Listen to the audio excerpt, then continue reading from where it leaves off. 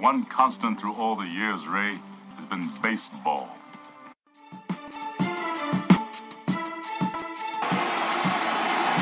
hasn't happened at Fenway Park for 95 years. The Red Sox are world champions.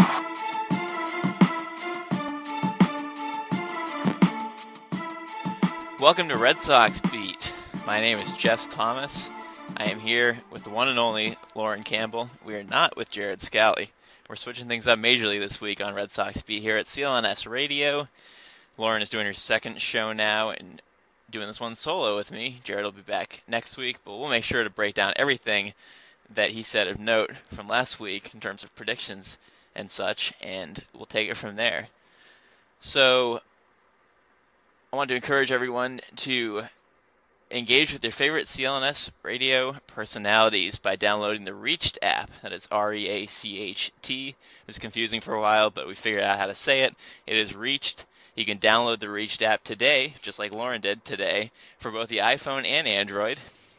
Are you a fan of the Celtics, Red Sox, Bruins, Patriots? One of the four or all four of them? Make your voice heard. You can join your show and answer questions that we ask. I ask the Red Sox questions, so if you want to see the brilliant questions that I ask, make sure to make your voice heard on www.reachedapp.com/CLNS. Lauren, welcome. Hello, how are you? Oh, I'm doing just great. Let's go over these Reached app results here that you just chimed in on. So my question from a couple days ago was when Justin Masterson was thinking about coming back from the DL after his rehab stints in Pawtucket, and I asked, what should the Red Sox do with Justin Masterson? We've gotten 7 responses, which is excellent.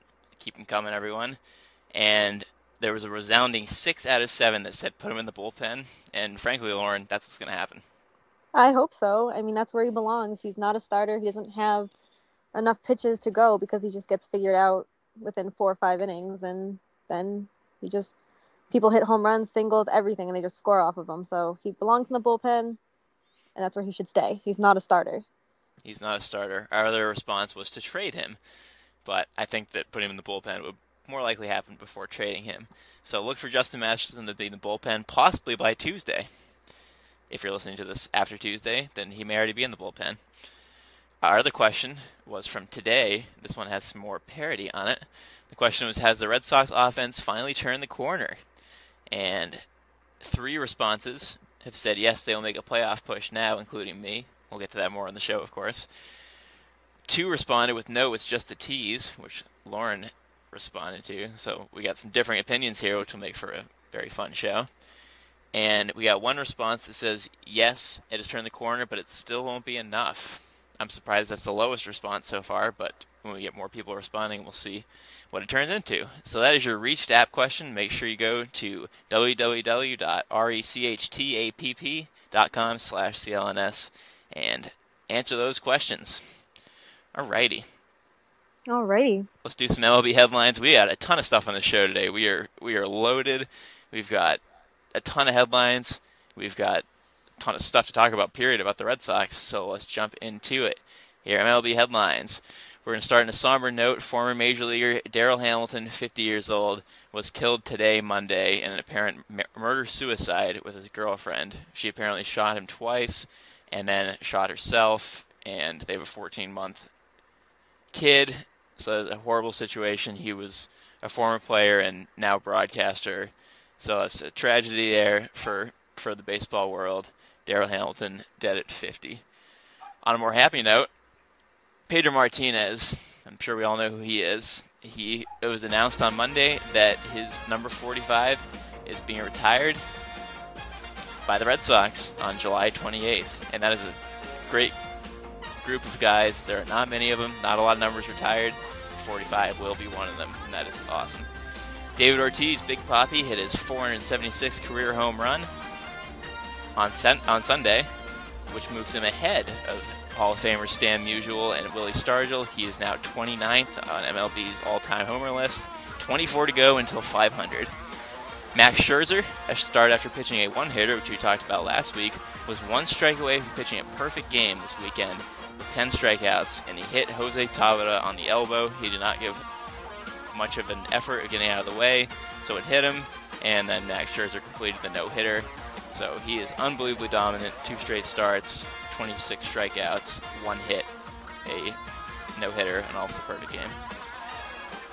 On stranger news, the FBI is investigating a possible hacking scandal by the St. Louis Cardinals. It's a few days old, but they allegedly hacked into the Houston Astros databases, and the Cardinals are not really given into it. Chairman Bill DeWitt blames roguish behavior by someone he doesn't know, and GM John Mozeliak said he doesn't have any knowledge of the situation. So who did it? We don't know yet, but we'll see what else comes from that. Alex Rodriguez hit his 3,000th hit for his career over the weekend, and it was, of course, a home run, being A-Rod. But the guy who caught it is a guy by the name of Zach Hampel, and he has caught over 8,000 balls at Major League Baseball games, and he's even written a book about catching balls at games. So that guy's nuts, and it's pretty ridiculous that he caught A-Rod's 3,000th. He's also caught Mike Trout's first home run, Barry Bonds' 724th. He's caught some big baseballs, so pretty interesting news there. Pete Rose came out on Monday today that he bet on games that he played in, which he's sworn that he has never done, only as a manager, not as a player. So you can basically just kiss his activity from baseball, if he had any chance, completely goodbye, because there's no way they're going to unban him after that. And finally, to wrap up this ridiculous MLB headlines, Sunday was just a nuts day of baseball. The Nationals scored 9 runs in the first inning of their game, which was a franchise record for 1 inning. J.D. Martinez for the Detroit Tigers hit 3 home runs against the Yankees, and the Orioles blew a 7-0 lead over Toronto, but they got 4 runs in the 9th, and they won the game 13-9. Let's go back to the beginning, Lauren. Break them down. Oh, well, I mean, it's a sad situation about Darryl Hamilton. I mean, it's just terrible. I don't know what else to say about that. But for Pedro, I mean, that's great. Everyone loves Pedro. He had such a career here, and he still has such a presence here. I couldn't think of a better person right now to have his number retired. And it's 2 days, I think, after the Hall of Fame induction. So yes, very fitting. Right. I don't like that it's on a Tuesday, but whatever. What are you going to do? Were you surprised that his number is getting retired? I didn't really think about it because it doesn't happen to hardly anyone. Yeah, because when was the last time it happened? A few years ago, right? Jim Rice was the last one. Yeah. And before that, it was a long time before there was one. And I feel like he's still, I don't know, I shouldn't say young. He's not like young, but I don't know. I feel like they retire older guys, like really older guys' numbers. But like 20, 30 years after they retire, usually. Yeah. Not like a couple of years after. I mean, he hasn't been here in 11 years, obviously, but he hasn't been out of the league that long. No, it doesn't seem like it. I mean, it still feels like yesterday was pitching for us. Yeah. Probably be better than half the guys on the rotation anyway, but but I'm excited. That'll be fun to watch, and I'm glad he's getting his number up there. Me too. David Ortiz. Good for him. Another guy who could have his number retired by the Red Sox. Yeah, I'm sure he'll have his number retired in no time. Probably, there's no question about it. No. But that's good. That's exciting. I just wish it was more than his 10th home run this season, but pick and choose your battles. Right. Max Scherzer, I don't even know what to say about him. He's incredible. That's what you say about him. He's a great pitcher. 10 strikeouts coming off a 16 strikeout, 1 hitter, and he's like, nah, I think I'm just going to not let up any hits today. I don't know. I'm going to one-up myself. Yeah, I don't know what he's going to do. Maybe next start he'll throw the perfect game. Who knows? That would be nuts. But it was funny. My phone kept updating me. It was like, oh, he's retired the first 9 batters. He's retired the first, like the next 11 batters. I'm like, and then finally it was like he had the perfect game through 8, and then he lost it. So my phone may have jinxed that. Well, it shouldn't have been a hit by pitch. He really that was stupid. It was. He didn't make, like you said, didn't make any effort, and he leaned into it really. Oh yeah, that was a lean. Yeah. If I ever saw one. Feel bad for Scherzer, but hey, he got a no-hitter. We can't be too sad for him. Right. There's plenty of pitchers who out there never have no-hitters, so that's something he can definitely be proud of, I'd say. Absolutely. St. Louis Cardinals, I don't know. I think this is a really weird situation because there's not much information. I don't know. It's weird. Roguish behavior, and then they're like, oh, they had bad passwords and they were easy to hack into. I don't know. It doesn't make a lot of sense. if it did happen, then that's the stupidest thing that anyone could do. Like, why would you even bother doing that? That's so out of line and so over the top. I really hope they didn't do it because that's just stupid. I hope not either. And I was reading, I forget, I think it was on Yahoo, and they said if you hack into like and just get a month of someone's database, it's not gonna really do anything for the other team. So I mean, I don't know. It could be a case of every team does it, but they got caught. But I mean, I don't know. I don't think that's the case. But that's what everyone wonders in these situations. Yeah, I don't know. It's weird, and I don't know. I guess we'll just have to wait and see what comes of that. Yeah, we don't know, basically. Yep. We'll just sweep A-Rod under the rug. Yeah, whatever. But the guy who caught it, I mean, 8,000, that's a lot. That's a lot of home runs, and I don't know. That's just, I don't know. Does he have them all? Does he like give them away? Does he sell them? His Twitter picture is a picture of him in a bathtub full of balls. Oh, all right. Well, Not lying to you. What he's doing with them. I'll have to look that up. Yeah, it's weird. That's 5,000 more balls caught than A-Rod has hits. Good. That's a lot of balls. It is. And he wrote a book. He's got a lot of time on his hands if he's catching 8,000 balls and writing books. I mean, it's clearly his life mission. I don't think he's doing much else with his life. I don't think so. Maybe he'll get to 10,000 and write another book. What does he do in the off season though? He probably goes to other places that are playing like winter ball and goes in their stands and tries to get their balls. Yep, and then as soon as spring training hits, he's on a plane to Florida. Like, yes, finally. Yes, balls. I mean, I don't know. I don't really have much to say. I don't care for A-Rod and whatever. It's every milestone he breaks and every record he breaks is just going to be tainted because he's a liar and he's an idiot. So. Well, you know what me and Jared always said in our shows? We're always like, nope, we're not giving him any credit. No, I'm not. Whatever. Like, cool. Congratulations, you're still a cheater. Yeah. Pete Rose, interesting. I don't know. I mean, we knew he bet on baseball as a manager, and I wouldn't be surprised if he was betting during games, but, I mean, why? Like, it's too bad. He was so good. Like, why do that? Oh, he was so good. But now he's just throwing away everything, and he's definitely banned for life. He's not getting that lifted, and there's no chance. And if they prove it anyway, I mean, it's a new report coming out, whatever. But right, and I think he denied it. So yeah, he denied for how long that he didn't bet as a manager either. So yeah, guess we'll see. And Sunday Fun Day was definitely a fun day. Yep, 9 runs. That's for the Nationals. I think they're a legitimate team. I think. Soon they're going to win a World Series. I don't think this year, maybe next, but yeah, it's if Max Scherzer's almost perfect game wasn't enough, they go out and score 9 runs the next inning. Yeah, I don't know. I've liked the Nationals since they came over from Montreal. I've always liked them. I remember they're terrible, winning like 40 games a season, and now they're got Bryce Harper and they have big names. So that's what they had to do. JD Martinez, 3 home runs. I mean, that's just dominant right there. And then the Orioles, I mean, we know what it's like for a 7-run lead to get blown, but at least they came back and won it. Yeah, and I didn't even mention this crazy Sunday that the Red Sox won 13-2, which we are going to delve deep into because that was the best game of the year. Yes, I'm excited for that one. That'll be fun. So that, folks, was your MLB headlines. Sorry it was so nuts. We usually have about 3 or 4, and that was more like 7 or 8. But when headlines happen, we report the news. So your MLB headlines are brought to you by lynda.com. That's lynda.com. Make sure to head over to www.lynda.com/CLNS. Get your 10-day free trial, courtesy of CLNS Radio. It's a great website. I've perused it. It's a 10-day trial and it's free. Why not go get it? They have great topics. Photography, visual design, software training, web development. You can learn about all your different programs and just tips on life, basically. I mean, I saw one that said, like, what to do in job interviews. It's just a great website, and you get a 10-day free trial, and if you like it, you can go get more. So make sure to check that out at www.lynda.com/CLNS. Alrighty, it's time for the week recap, because it was actually a fun week. It was one of the more enjoyable weeks of the season, especially coming off an 0-6 week, because that week was garbage.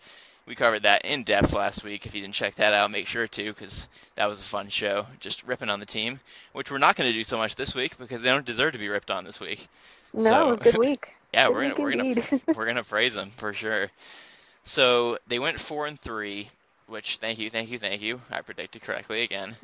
Doing good. I think I should do this for a job because the last 2 weeks I've predicted with the show that I didn't do in between. I predicted both weeks right.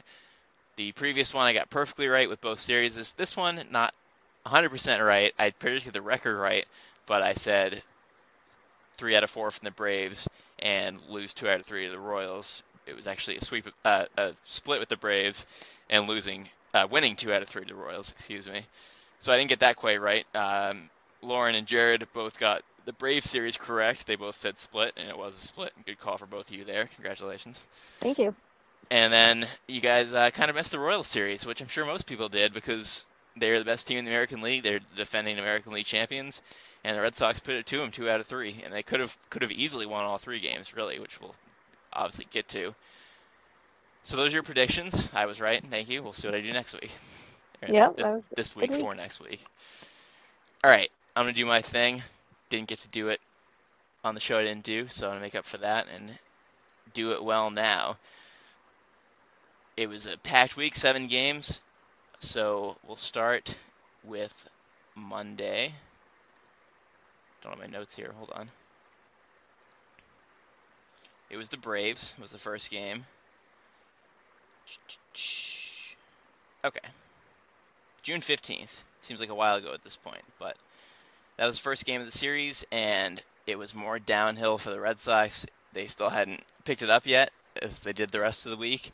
They lost to the Braves 4-2, a simple loss, but the 7th straight loss for the Red Sox dropped their record to 27-38, definitely the lowest point of the season after already losing 6. Then in Fenway Park, losing another game. It was tough. The Braves got 3 runs in the 4th inning, and then another one in the 7th, and the Red Sox had to come all the way back. They got 2 back, one on a Xander Bogaerts home run, but they couldn't do much off Williams Perez. He was pretty dominant. 6 innings, no runs. Rick Porcello threw up another stinker, giving up 4 runs in 6 1/3. He didn't pitch that bad, but 4 runs is too much, and when you don't give your team a chance to win, you're going to lose a lot of games, which is what they've done, and we said that a lot this season. Continues to be true. So that was the first game, 4-2 loss. That brought us into Tuesday, which was an excellent game. Was the game of the week until Sunday happened. The Red Sox beat the Braves 9-4. Finally broke the 7-game losing streak in dramatic fashion. Lauren will know all about this. The highlight of the game, she recapped it. That's why I said that. Brock Holt hit for the cycle. First Red Sox cycle in 19 years, since 1996. John Valentin. And we have a new champion in town here, Brock Holt. In Boise, a champion in this city. Everyone loves the guy for great reason. Finally, a game where the Red Sox got to it early. They got 2 runs in the bottom of the 1st inning. Mookie Betts RBI double. Pablo Sandoval RBI double play, which isn't an RBI, but it's a run, so we'll take it. Red Sox gave 2 back in the 4th inning off Wade Miley. It would be the only 2 runs Miley gave up in the game, so it got the game to a tie game. Brought us to the bottom of the 6th inning, where Bogaerts had an infield single RBI, and Alejandro De Aza came through with a 2 RBI double to make it 5-2. Brock Holt, en route to his cycle, hit a home run to make it 6-2 in the 7th, and then Alejandro De Aza triple. He had a heck of a game.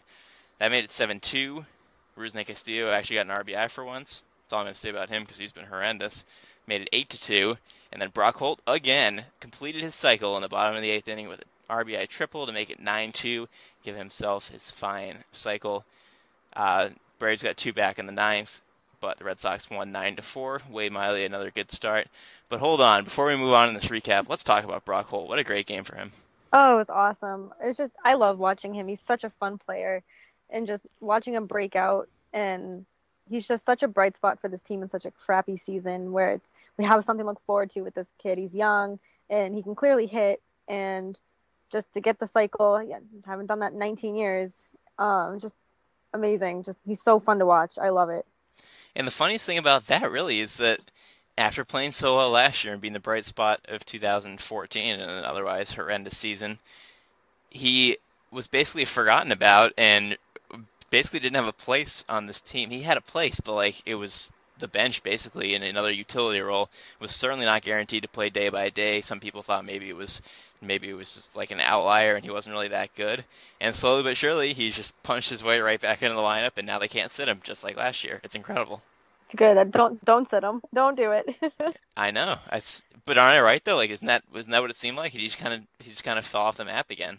Yeah, and I feel like a few weeks ago you and Jared were talking about how he just needs to get more at bats so he can just get better, and that's exactly what he's doing. And now, like you said, can't sit him. You can't sit him. I'll give you his numbers after the recap. They were incredible this week. Brought us to Game 3, which we headed over to Atlanta for. It was a 2-game home, 2-game road series. And it was another Red Sox loss. Just when you thought they had the momentum after the cycle and the big win, the Braves won Game 3 5-2. Old friend Pedro decided to put it to the Red Sox. He had 2 RBI, 2 big RBI actually. He tied the game at 1 with an RBI double and tied the game at 2 innings later with an RBI single. Mike Napoli had a home run in between that, and Joe Kelly had an RBI, first RBI and on a hit for the Red Sox. At least he's doing something. He busted down the line. If you're gonna pitch in a National League game, you might as well get a hit and help yourself out. Yep. Which he definitely did. Unfortunately, the Braves got 2 runs in the bottom of the 7th, 1 more in the 8th, and they won it 5-2. That was the Junichi Tozawa game, really, because Kelly pitched pretty well. 2 runs in 5 innings. Still not pitching deep enough into games, but he pitched well enough to win at least. But Tozawa gave up 3 hits and 2 runs in less than an inning, which was one of his few bad outings this season. He got the loss, and it dropped him to 0-3. So another step back in a season of step forwards and step back, mostly step back.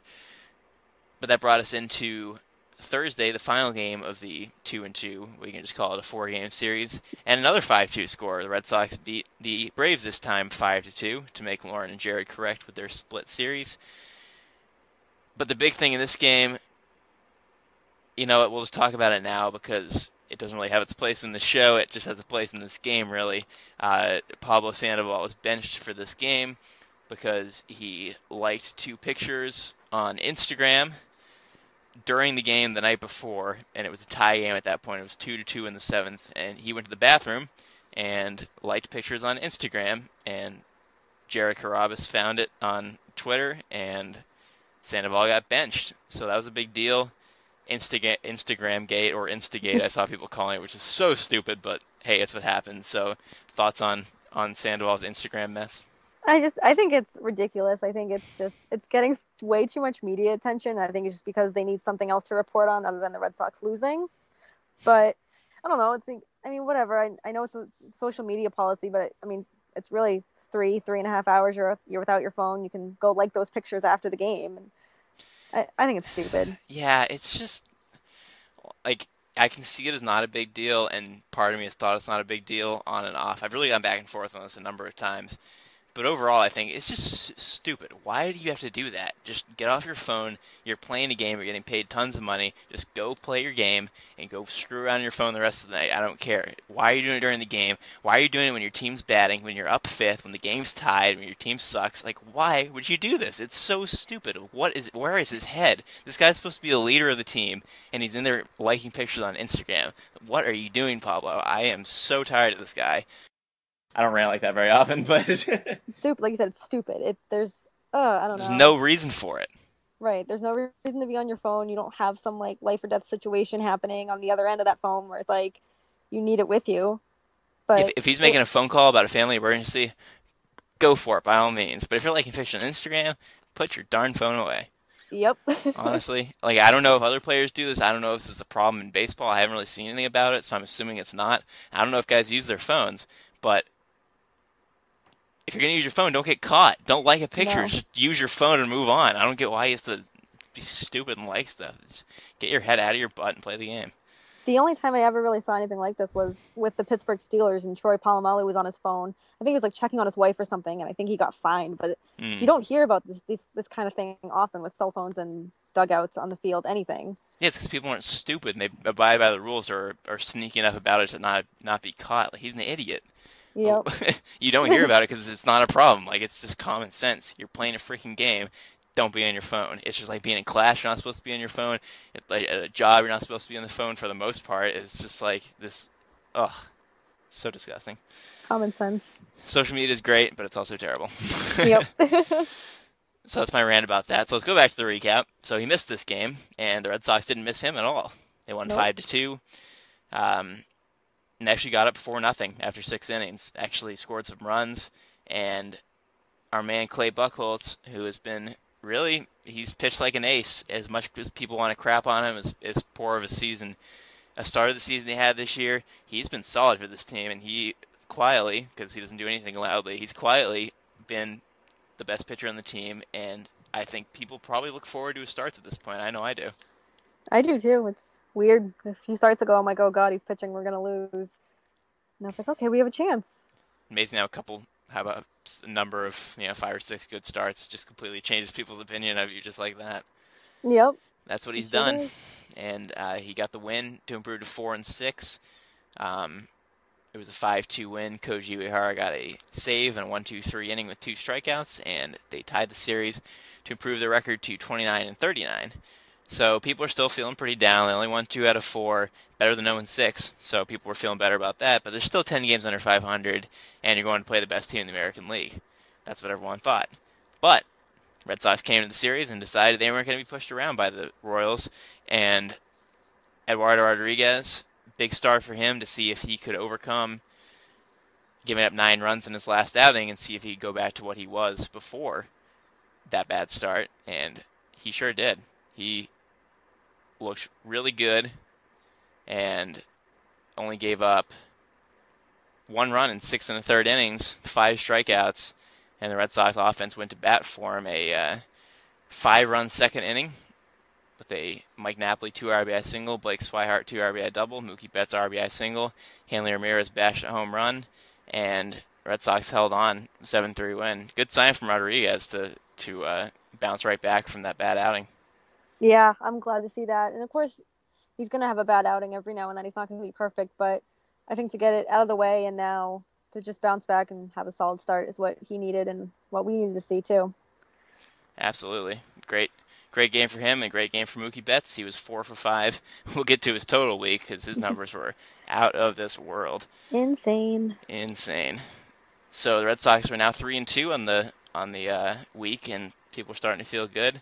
So they decided to knock people back a few notches on Saturday, especially after getting a 4-0 lead, which they got early in this game. It was 4-0 after 5 innings. Mookie Betts hit a home run. Excuse me, it was 4-1, not 4-0. My bad. Salvador Perez hit a home run in the second. But Betts home run, Holt double, RBI double, and then a couple more runs from Pedro and Ramirez, and it was 4-1.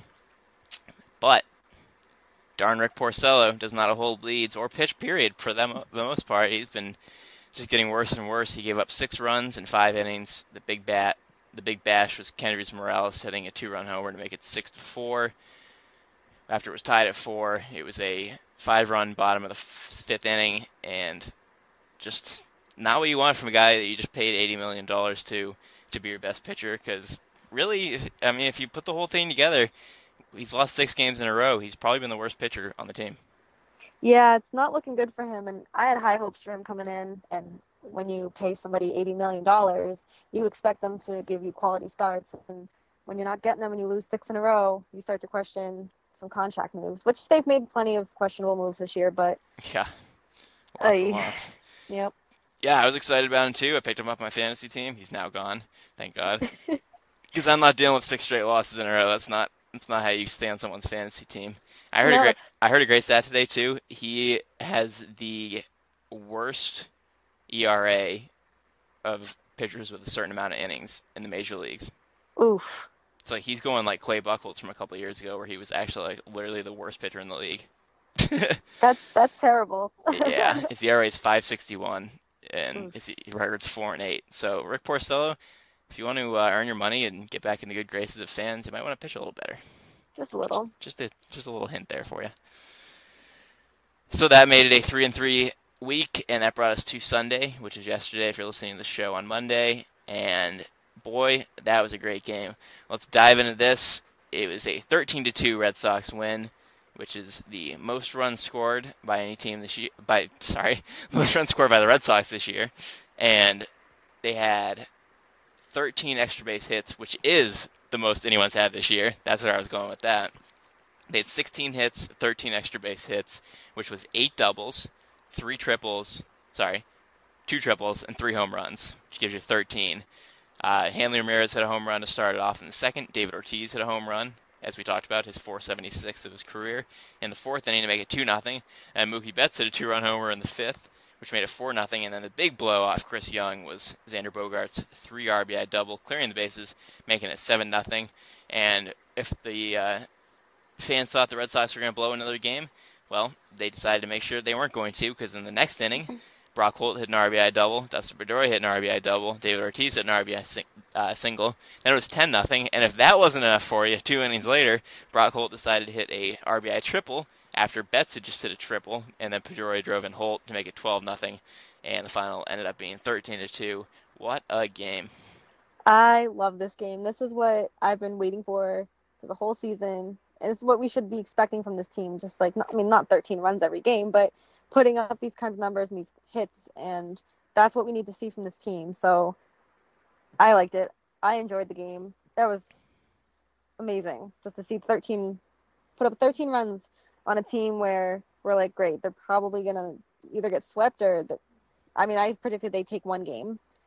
Right. But when you have a team, 8 out of 9 all-star spots are filled by this team, you're expecting to get blown out. Yeah, and that was the exact opposite. The Red Sox blew them out. Chris Young's ERA was 1.98 in the season, and he put up 7 runs in 4 2/3 innings to raise his ERA almost a full point. And good old friend Wade Miley with a shutout of his own. Not just the offense that was fun to watch, but Miley was rolling too. I understand it's easier to pitch when you have a lead, but don't tell Rick Porcello that. No, don't tell him that. I bet maybe Wade Miley needed to lose his mind. Like, he needed to let that aggression out, because now he's pitched pretty well since then. Or maybe Farrell was just like, maybe he lit a fire under him, and I don't know, something happened to turn him around. Well, Miley was pitching pretty well before that bad game too. It was really just one bad game, and he just went insane. And he's really dominated since. He's pitched 12 1/3 innings since that blow up, and he's only given up 2 runs in the whole 2 games. He's gone 2-0, 10 hits, 5 walks, 10 strikeouts. I know it's a little too many walks, maybe a couple too many hits, but when you're only giving up 2 runs in 2 games, you're going to win a lot of games. And he's now 7-6 with a 4.50 ERA. I'm happy with him. He's not like a great pitcher, but if you're getting 7 wins, if you're getting more wins than losses and getting consistent outings, that's all you can really ask for. I'd prefer 7-6 over 4-8 any day. Yeah, I think people would have expected Miley to be 4-8 and Porcello to be 7-6, but not the case. Yep, not at all. So there's your week, a 4-3 week, which is much better than people expected. They're now 31-40, and they're riding some momentum finally.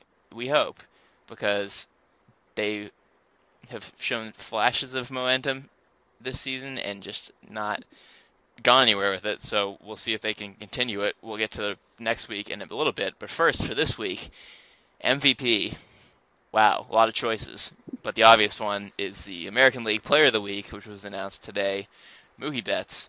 18 for 31, 580 average, 8 runs, 2 home runs, 7 RBI, 3 doubles, 2 triples, and we didn't even mention he was a single away from the cycle on Sunday.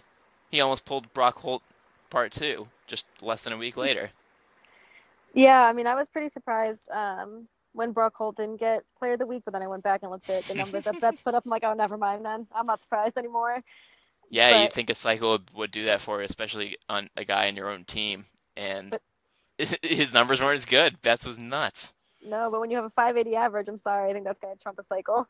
And he almost got a cycle, too. He got 3/4 of the hardest parts of the cycle. So. Yeah, he all he had to do was hit a single. And he got a chance in the 8th inning, and he flied out, unfortunately. Yeah, but, I'm glad I like this. I like this kid. I think he's finally coming into his own, and he's on a hot streak, and I love it. But see, this is the thing. He's been terrible, and the team's been terrible. The second he starts hitting, the team just goes nuts and has a good week. It's awesome. It's like, this is exactly what you want from this team. It's the young guys who are doing it, and Betts raised his average. He's raised his average 43 points in the last 12 days. Wow. Literally, from 237 to whatever 43 points more than that is. 270 and change. Yeah, like 278 or something nuts. He is just on fire. But yeah, I mean, let's give credit where credit's due. Brock Holt's week as well, because any other week he would have been the player of the week. He hit 13 for 29, a 448 average, and 9 runs, 1 home run, 5 RBI, 4 doubles, 3 triples. That's nuts too. Triples are so hard to hit too, and that's one of the hardest parts of the cycle. And he decided to hit 3 triples in this stretch. And I don't think a 448 average for this stretch should be overlooked by any means, because it's still dominant. But they probably should have just been given co-player of the week, really. I know. When you look at these numbers that are right in front of me, I'm just like, wow. Literally, it's amazing. Like, what a week for the two of them. And then let's also point out that Xander Bogaerts had 3 doubles yesterday and 3 RBI, and he had a great week himself. He didn't have the week that the other two had, but he's been solid. And the 3 of them, they're all young guys. Bogaerts is 22, Betts is 22, Holt's 27, and they led the charge. And it wasn't, it's not the veterans. It's the young guys who are leading the charge, which is a great sign, because if the veterans get going, then everyone's going, and you could have a really good team. Yep, I like it. I like that. Like you said, it's the young kids showing what they can do, and now they're proving themselves to the veterans that they belong on this team. It's funny that we're calling them kids. Well, you're calling them kids, but I mean, Betts and Bogaerts are both younger than both of us. So. Yeah, I know. That's weird. When I look at the birthday, it's like 93 and 94. I'm like, whoa. I know. It's like, hello. Well, we got some young men here. These children. I mean, Holt's still older than us, so let's give him a little credit. Oh, yeah. We're not that old. I mean, you're basically that old, but... Yeah, basically. Almost there. Almost there. Yeah. Someone else who's a little older than that, Pablo Sandoval, despite his Instagram problems, he did have 4 2-hit games this week. So in a normal week, he could have been the player of the week, but there were so many great players this week that, man, his week was overlooked on offense. I told everyone I'm sick of him, but he is having a really, really good week and picking up his numbers. Yeah, it's nice to see that finally, since we shelled out so much money to him too. Yeah, no kidding. Oh, actually, I want to go back to Betts because I want to give Jared credit. We picked one guy to break out this week, and he picked Mookie Betts, and whoo, boy, was he right. Hello, yes. Jared. Good job, Jared. Yeah, I don't think even Jared expected him to hit 580, but he predicted him to break out, and that happened. He did just that. We picked Mike Napoli to break out, and he wasn't terrible. He did have a home run and 3 RBI and 5 hits, but overall, not even close to what these other guys did. So I guess we kind of missed the boat on that one. Yeah, but still nice to see him do something other than strike out. So. But it is funny. He was 0 for 5 in the 13-2 win. Who would expect that? Yeah. It's pretty random. He needs to grow his beard back. Yeah, I like his beard. Me too. Give me a beard. So while we're talking about this incredible offense, because clearly that's the theme of the show here, since we already talked about May numbers for last month, we got to talk about some June numbers. The month's not over. We still got a week left of the month, but so far, the Red Sox are hitting .294 in June. They have 8 triples, which we just talked about 5 of them in the last 5 minutes of the show. All of their 8 triples were all in the last 8 games, so not that much of June, but already 8 triples. 88 RBIs for the team in June, which is already 8 more than they had in May, and there's still a week left. They had 94 runs in June, which is 12 more than they had all of May. And they have 47 doubles, which is already 6 more than May. So the offense, finally, the offense that we've all been waiting for all season, that was supposed to be the best offense in the world, is finally turning into a really good offense. So tell me, please tell me, is this the turning point for the season? Are they going to turn around now? Are they going to continue this? Is this the breaking point? I really hope so. I mean, we've seen this before where they have the team meeting and then they do well for a few games and they come back and they lose 6, 7, 8 in a row. And then they have a team meeting and they're okay. And I hope this is a turning point, because it's not fun watching a team who's supposed to be really good be really bad. Yeah, so it's terrible, but they're finally doing it. Just look at the numbers that I just said. They're almost hitting 300, a ton of extra base hits. I read some in the paper today that said that everyone thought they were going to be a great doubles team, and they've been a terrible doubles team, and now they're finally hitting doubles. Which is good to see. I hope it keeps up. I guess we'll see with the Orioles coming in. So.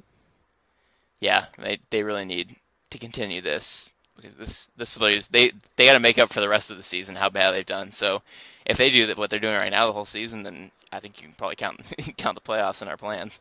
Oh yeah, if they keep this up, I mean, that'd be great. That'd be a nice comeback story.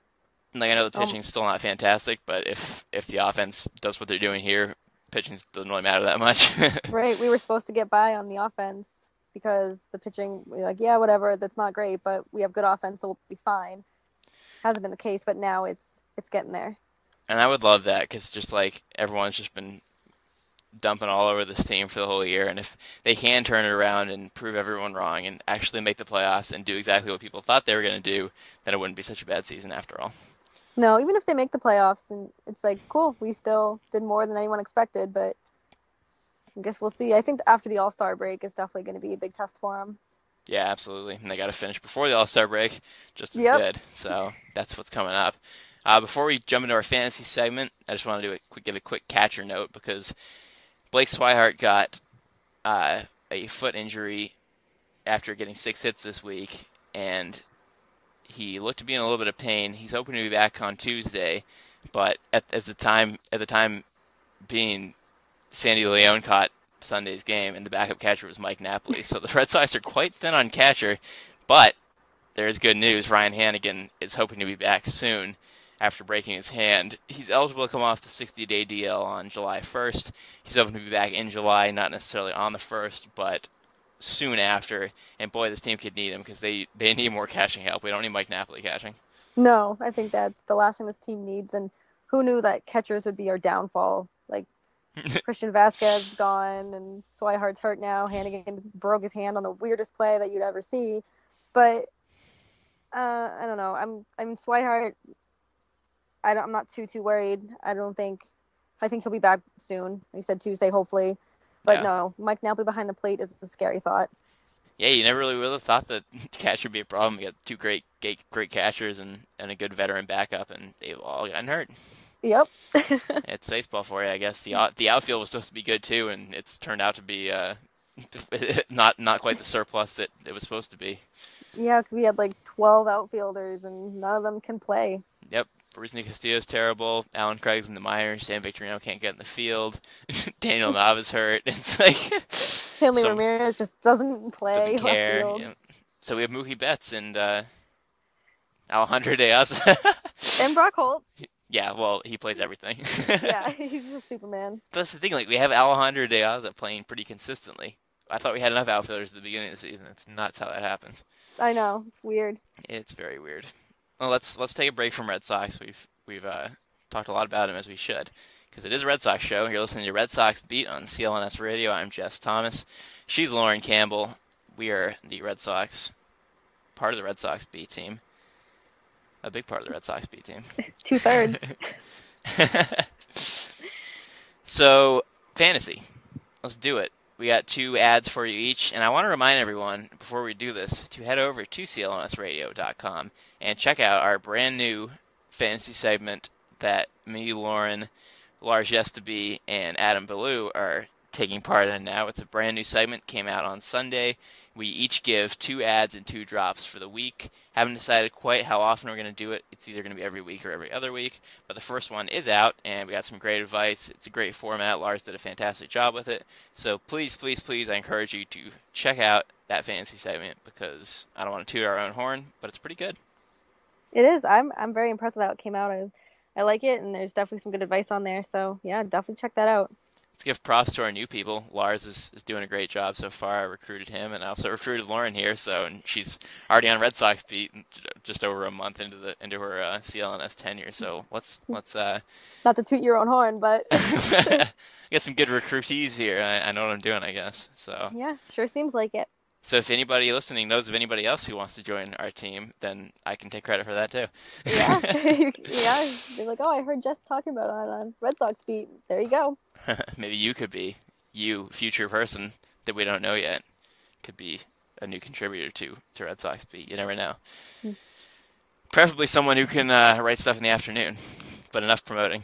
So, fantasy ads. I'll start it off. The first person you should add, I'm going back to, I didn't want to do the same things, but I did do one because I'm very passionate about this man at the moment, because I just picked him up on my team His name is Brad Ziegler. He's the Arizona Diamondbacks closer. You may not have heard of him because the Diamondbacks don't make a lot of noise on the block, but Ziegler has 10 saves this season. He's got a 1.50 ERA. He's converted 7 straight saves, and he's becoming a really dependable closer. So if you need some saves, which everyone needs saves, and a great ERA, you got to go out and get Brad Ziegler. My first pick is shortstop from Baltimore, Mr. J.J. Hardy.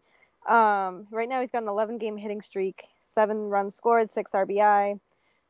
He was on the DL this season, missed a good chunk of the season, but he's been very productive since coming back. And during his 11-game hitting streak, he's batting .390. So I think that's just a hot bat to have right now in your lineup. Yeah, Hardy's a good pick. He's been a good player for a number of years now. So get him while he's hot, and he's hot right now. My second guy is a catcher on the LA Dodgers. You probably also haven't heard of him, unless you've been keeping track of the Dodgers. His name is Yasmani Grandal, and he had a Grandal game on Sunday. 2 home runs, and he's hit 5 home runs in the last 2 weeks. His season numbers are .276, 10 home runs, 26 RBI, which from a catcher is pretty much all you can ask for. Catchers don't get very good numbers, and this guy's young, and he's good, and he can bash that ball out of the ballpark. So go pick him up, Yasmani Grandal. Yeah, especially if he's a catcher and he can hit. That's very rare. Can't find that. Hard to find good help these days. Yeah, no kidding. My number 2 pick is Mark Burley, starting pitcher for Toronto. He has 3 starts in June, 1.23 ERA, over 22 innings. In his last start against Baltimore, he pitched 7 innings, gave up 2 runs, a walk, and 5 strikeouts. So, he's not the best. He walks a lot of guys, but for last 3 starts, he's done pretty well. And you know what? I picked him up last week. There you go. See? So I did it before you even said it. So clearly, this girl knows what she's talking about. Go out and get Mark Burley. He's been fantastic. I've loved having him on my team. My team's got the worst ERA in the league, and he's making that better. Making it a little bit better for you.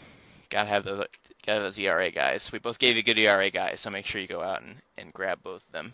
And make sure to check out our segment, because we want those. We want people checking out our fantasy segment and getting good advice and winning your leagues. We want people to do well in their fantasy leagues. That's what we're here for. All right. We've worn out the offense. We've worn out our fantasy segment. So we've worn out the team. We've worn out the team, but we haven't talked a whole lot about the pitching this week. And we got some good and we got some bad. I mean, we did cover some of them, but just want to reiterate that Wade Miley and Eduardo Rodriguez are both doing a really good job recently, and I mean Rodriguez for the whole year and Miley for most of the year, really. Rodriguez has only given up 2 runs in 4 starts, not counting his 9-run game. So if he didn't have that 9-run game, his ERA would be about .50. So this guy is definitely here to stay, and he's 22 as well, I believe, at all these 22-year-olds. I mean, they know what they're doing. Could this guy be the next Pedro Martinez or one of those great pitchers? I mean, every time I watch him, I think he could be our next ace. I think he could be the number 1 starter. Maybe next year, opening day, maybe the year after, if he stays healthy, which is one of the scariest things about any player that's really good. But yeah, I think he's legit. I don't think we have anything to worry about with him. Maybe he is the next Pedro. The fact that he's this good at this age and he just seems to be unflappable. I mean, I love his quotes. Like, he said, he was asked about playing against the Royals, and he was like, yeah, every team's a good team. They're all major league teams. They all have a bat in their hand, and I just go out and pitch. I'm like, man, this guy doesn't sound like a 22-year-old. And he already knows what to say. Right? And he's composed. He's a good speaker. I heard a couple interviews with him. Seems like a good dude, and that's the start of a leader if he already talks to the media and he already speaks well and he pitches well and knows what to say. That's all you can ask for, really. It's the kind of person you want on your team, definitely, especially at such a young age. Right. If nobody steps up to be the ace, like you said, he could be it really soon. We'll find out in a year or two. On the other hand, Wade Miley is doing his leadership from the mound, not so much from the clubhouse. But I guess those two guys are 2 different kind of guys. Eduardo Rodriguez is a smooth-talking, good-looking dude. And Wade Miley looks like he just came out of a cabin on the side of the road. What did Jared call him last week? A dumb hick? Yeah, dumb hick. Like Miley wrangle up a snake in the preseason, and he's such a country hick. Comes to Fenway on his horse. Right. Got his long hair and his beard flopping around. But hey, Yep. if he gets his wins, then keep pitching, Wade. That's all you can ask for. Keep doing your thing if this is what's going to come of it, because that's what we need. Just don't be Rick Porcello. No, oh God. I don't want to beat Porcello a dead horse, but I just expect him to be so good. I just don't get what got into him to pitch so bad. I actually saw a stat today in the Boston Globe that going back to last season combined with this season, he's 4-13 as a record. So he ended last season on a 5-game losing streak. So like downward turn here when he's supposed to be getting better. I'm not sure I'm getting this. I'm not sure either. And the worse he does, the less he becomes valuable to us because we can't get rid of him. And then what's the point of replacing him or benching him, because we're paying him so much money that it's not even worth it. That I'd rather just shell the money out to him, watch him lose, than have him sit on the bench and waste away. I mean, I don't know. Maybe that's better. I don't know. Yeah, that's the thing with money. I hate it. It's like we always say this because, oh, this guy's not good, Rusney Castillo. But we're paying him a lot of money, so we got to play him. That's stupid. I hate it, but you have to because they already committed to him, and they committed to him for a number of years, all these guys. And all these guys that they're committed to aren't playing well, and then you're just kind of stuck. Like, in a perfect world, well, okay, Justin Masterson's coming back. You want to give him a chance in the starting rotation? All right, then you got to replace somebody. Who's the worst pitcher in the team? Rick Porcello. You're going to replace him? Of course not, because you're paying him $20 million. It's like, it doesn't work between, like, how you're pitching and how much money you're getting paid. Because, right, if money was aside and Masterson was coming back, wouldn't you replace Porcello? Absolutely. But they can't. They can't do it. No, they're stuck. They are stuck with Porcello, and they just really have to eat his contract at this point. And I want to root for him, and I want to think that he's going to do better, but he's not giving us any reason to think that yet, and he gives up way too many home runs. He has no idea how to hold leads. He's right in the prime of his career. Like, what are you doing, Rick? Get back, get your head in the game. Him and Sandoval, just get their heads in the game, right? It's not that hard. Well, Pablo's too busy on Instagram, and his head's on Instagram, and Porcello, I don't know. He's like, oh, I have a lead. Never mind. Just like, ruin that for you. Where's your killer instinct to go out and get that win and you got the lead? Why do you give it up the next half inning every time? We've talked about this like every week. Every game he starts, he gives up runs immediately after his team gets runs for him. It's like clockwork. Yeah, I don't know. I don't know. You don't have to know. There's no knowing. It makes no sense. Literally, he's doing this for a reason, and he's not doing it.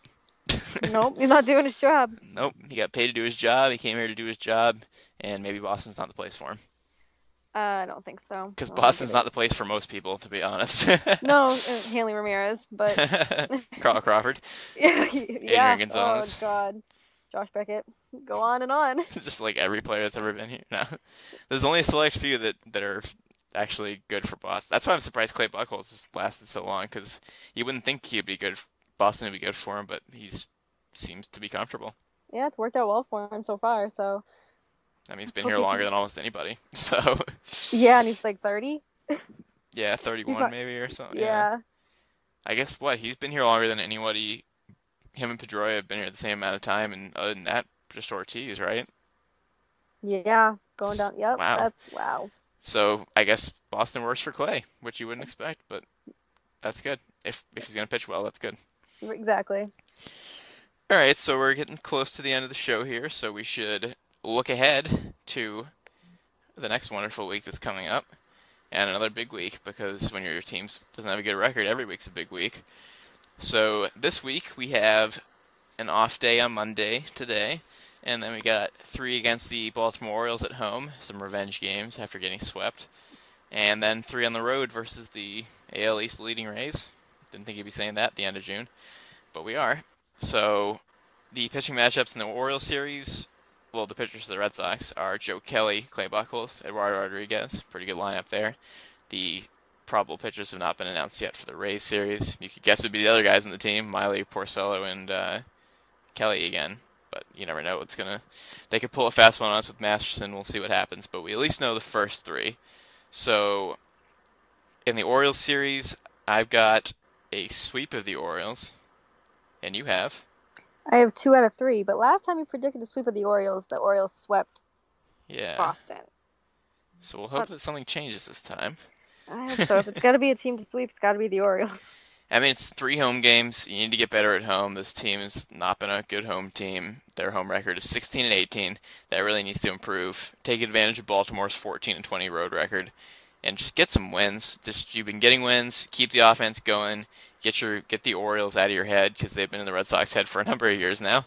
Yep. And a 3-game sweep would make them 34 and 40. If they took 2 out of 3, like you said, they'd be 33 and 41, which is still better, getting better all the time. So big series with the Orioles, and then in the second series against the Rays, I'm picking the Red Sox to win 2 out of 3 from the Rays. That's what I have too. 2 out of 3. They're a good team. They're a good team, but if you get offense, then you're gonna, it's a good team to get offense against because they don't have much offense themselves. So if you can just get a couple of runs against them, then you're probably going to win some games, which apparently not many people have done this year because their pitching's really good.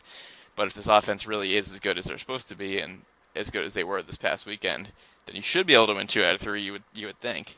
Right. Yeah, maybe they'll put up 13 more runs on the Rays. That'd be nice. That would be a statement, getting 13 runs off the best pitching team. Yep. So if all this goes to plan, I've got the Red Sox going on a 5-1 week, and you've got them going on a 4-2 week. Either one of those records would significantly improve their record and probably climb them back into the race. Because division games, this is the time where you climb back in the division. They're currently 9 games down, and winning these games would make a huge, huge, huge difference. Yeah, like you said, they need to make a statement, and now is the time to do it with 2 AL East teams. Both are ahead of them. I mean, the Rays are atop everyone, so I think that'd be great to just, even if they took 2 out of 3, or if they sweep them, that'd be really nice. But I'll take 2 out of 3 from the top team in the AL right now, AL East. Yeah, I mean, if you're right and they go 2 out of 3 from both series, then that's how you climb back in. Winning series, you can't lose them. So if they go 5-1, like I said, then they'll be 36 and 41, which is climbing closer to 500. And if you sweep Baltimore, then they're falling back to 500, and you're creeping up close to them, and get a couple losses on Tampa Bay's record and climb back against them. It could get a lot closer fast. So it's getting good right before a couple weeks away from the All-Star break. So yeah, if the Red Sox could get over 500 before the All-Star break, it's going to be really difficult to do. But if they can do that, then I think we're going to be hearing some different things on shows and talk shows. Even if they just get to 500, yeah, I'll be happy with that. Considering this past week where we were just talking about they fell to 11 games under 500. So if you can climb back from 11 under to get to 500 in a month, in the span of a month, then that would be gigantic. Let's hope. Let's hope for a good week. Yeah, let's definitely hope for a good week. All right. That is going to do it for this week's edition of Red Sox Speak. I'd like to encourage everyone once again to do what Lauren did today and go download the Reached app, www.reachedapp.com/CLNS. I love that you got that today because it lines up perfectly. You got it. Everyone else should get it. Yeah, absolutely. Just starting a trend here. It's a fun app. I mean, we ask questions, you answer them, we get results. What's better than that? Get some conversation going about the team. Actually, while I'm on this topic, somebody actually posted a comment on the question that I did today about the offense finally turning the corner, and it's Boston Keydet. They said, yes, but we need better pitching and someone not John Farrell. So John Farrell's still in the hot seat in some people's opinion. We didn't decide to talk about him today because he actually had a good week. He did his job. Right. He made good decisions. The team won more games than they lost, and all of a sudden people aren't yelling so much because he got off the hot seat a little bit, which is kind of what he needs if he wants to stay with this team. So yeah, he's got to win games. That's what you got to do. Major League Baseball, win games. That's what it's all about. Imagine that. So Lauren will be back with us each week, but that is our Jaredless show.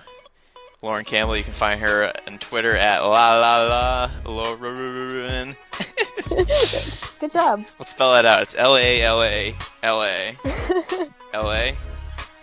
AURRRREN. Yep.